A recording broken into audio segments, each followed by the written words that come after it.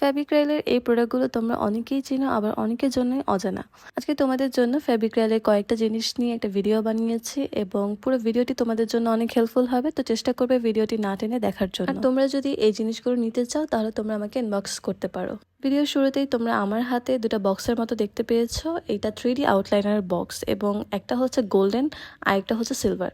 গোল্ডেনটার ভিতরে তোমরা 10টার মতো পেয়ে যাবে আর সিলভারটার ভিতরে সেম। অনেকের প্রশ্ন থাকতে পারে যে আমরা এটা কিভাবে করে ব্যবহার করব। এটা মূলত লাইনিং এর কাজে ব্যবহার করা হয়ে থাকে। তোমরা চাইলে ফ্যাব্রিকে ব্যবহার করতে পারো বা পেইন্টিং এর কাজে ব্যবহার করতে পারো। আমি সবসময় পেইন্টিং এর কাজে ব্যবহার করেছি, কখনো ফ্যাব্রিকে ব্যবহার করা হয়নি। কোনো এক সময় তোমাদেরকে কাপড়েও সেটা ব্যবহার করে দেখাবো।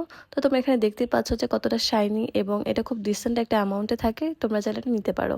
তারপর আমার হাতে যেটা দেখতে পাচ্ছ এটা ফ্যাব্রিক্রাইলের প্যাস্টেল কালার। প্যাস্টেল কালার দুইটা বক্সের হয়ে থাকে, একটা বক্সে 10টা কালার মতো থাকে আর এটা হচ্ছে ছোট বক্স। ছোট বক্সে হচ্ছে তোমরা 6টার মতো পেয়ে যাবে। প্রত্যেকটা কালার এত সুন্দর আর এগুলো সিঙ্গেল পাওয়া যায় না। তোমরা যদি নিতে চাও তাহলে তোমাদের পুরো বক্সটাই নিতে হবে। কিছুদিন আগে একটা ভিডিওতে আমি এটা নিয়ে কাজ করেছি, তোমরা চাইলে ভিডিওটি দেখে নিতে পারো। তারপর আমার হাতে যেটা দেখতে পাচ্ছ এটা ফ্যাব্রিক্রাইলের মড পজ, একটা গ্লস। এটা মূলত ডেকো পেজের জন্য ব্যবহার করা হয়ে থাকে। এটা যারা ক্রাফটের জন্য কাজ করে তাদের জন্য খুবই হেল্পফুল হবে। আর এটা অনেকেই হয়তো চেনে এবং এটা খুবই একটা কমন একটা গ্লস। কমের ভিতরে ভালো, বাট অতটা গ্লসি হয় না। আই থিঙ্ক একটু হলেও তোমাদের কাছে ইনফরমেশন প্রোভাইড করতে পেরেছি। তো আজকের মতো এই পর্যন্ত। তোমরা সবাই ভালো থাকো।